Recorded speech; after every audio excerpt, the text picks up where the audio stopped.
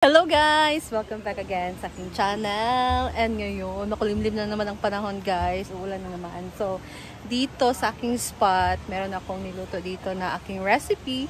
So, abangan nyo to sa aking upload. The next day. And then, kasama ko naman ngayon si Habi. And merong mga bagong foam na binili si Madam para sa A-House guys. So, tingnan natin yung bagong mga foam na nilagay sa A-House para komportable yung mga customer na mag-check-in dito. So, nagpalit si Madam ng mga bagong foam or bed foam. So, let's go. Puntahan natin ang A-House. Yun yung langit guys. Hindi maganda. Nandyan si Jana MC at Rhea. And then, punta tayo dito.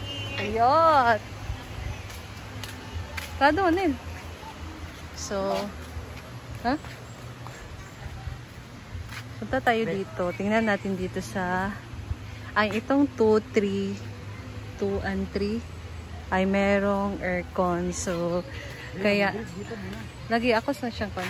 Kaya, merong nakalagay dyan na foam insulation. And then dito, ito yung room ni Argel. So, tingnan natin yung bed dito na bagong bili ni Madam. Ayan. So, tingnan nyo guys. Diba? Lock muna. Lang pala muna. siya.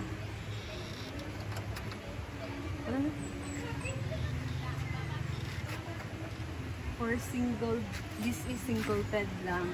So, dito kasi si Argel lang ang humihiga. Yan guys,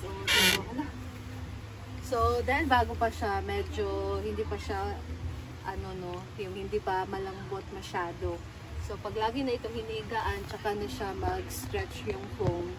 So ganito na. Ang ganda guys, makapal. Wow. So pagkagabi, ayun, ay picture tayo mo. Malamig dito, masarap maghiga. So lahat ng e-house, nagpalit si Madam ng mga bagong foam. So, binili niya ito sa Mandawi Foam. And kami din soon, nagpuplan din kami sa bahay na binili din ng foam.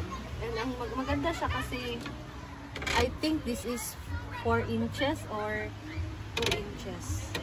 4 inches. So, bongga ng mga A-house. Pili mo na ana, hindi na masaktan ng mga tuhod. So, dito ang parto ni Arjun. And lahat ng A-house pinalitan ng mga foam. Ay, meron mga picture sa atin. Picture mo. Di, Facebook mo ni. Hi, ma'am. Hello. Yes.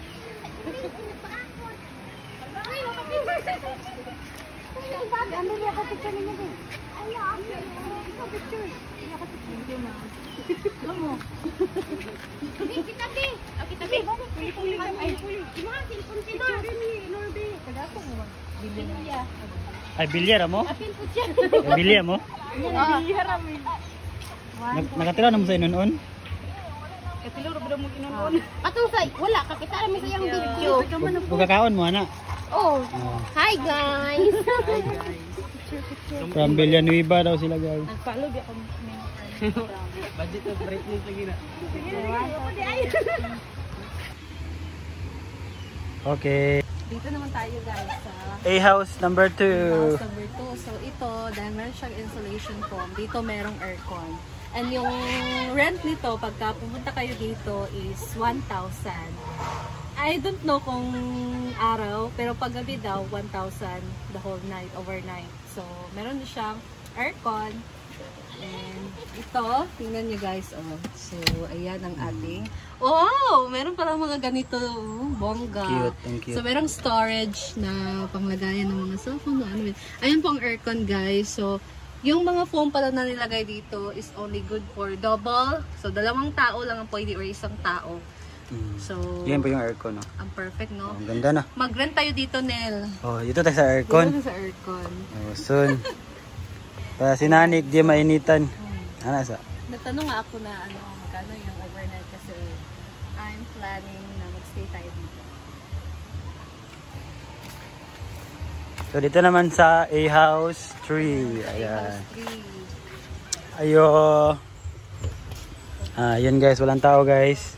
So, So, dito, Ayan. meron ding aircon dito. So, Aircon. A-house 2, 3, and 4, I think, ang merong aircon. O, diba? Bongga na, Ayan. guys. So, walang, ano dito, no, walang maliit na simdong nasa kabila sa A-house 2. So, maganda mag-rent doon sa A-house 2. So, meron ding nakalagay na kahit meron siyang aircon, meron na siyang ceiling fan. And wala siyang ganon yung parang storage dito, wala. So, dito sa A-house 4, Iyon na sugada bang. sarado, lock dito guys. Lock.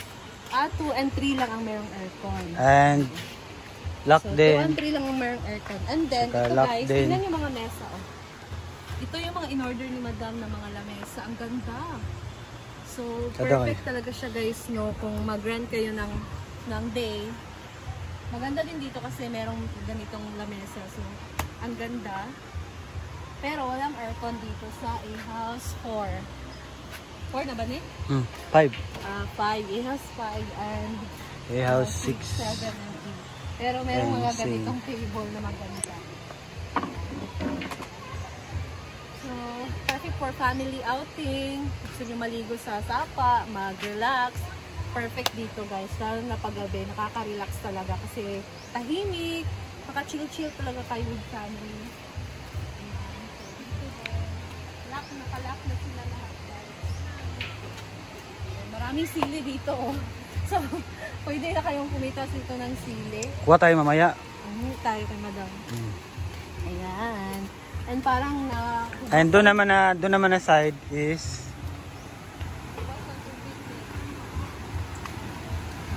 yan yung video kihan guys. Oh na. Kasi nasusunog na. Sunog na.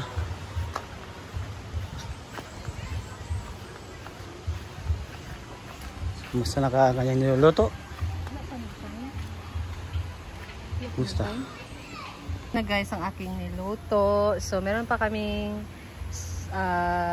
last batch na niluto nitong puto ensaymada. So nag-boil kami dito ng itlog. Kakainin namin yan for lunch. And then, ayan guys, gagawa pa ako ng filling. So thank you so much for watching and comment down below kung ano yung masasabi nyo sa mga bagong bed foam or foam sa A-house. And ano pa yung mga magagandang ilagay sa A-house. So, ayan. Mga nagplan na pumunta dito sa farm, ayan, maganda na ang ating higaan sa A-house. So, malambot na and hindi na yung manipis. So, na-change na din siya guys. So, sa mga gustong pumunta dito, hindi ko lang sure kung anong rate sa aircon ng pag-araw. Pero ang rate talaga nung wala pang aircon or pwede kayo mag-rent dito sa A-house pag day, pag-araw, so 500 pesos. And pag ano naman, ay 300 pag-araw. So pag gabi, 500. So walang aircon yan. And meron pa naman the rest. So you can book, message nyo lang sa Hinaguan Farm na page. So pwede kayo dong mag-inquire.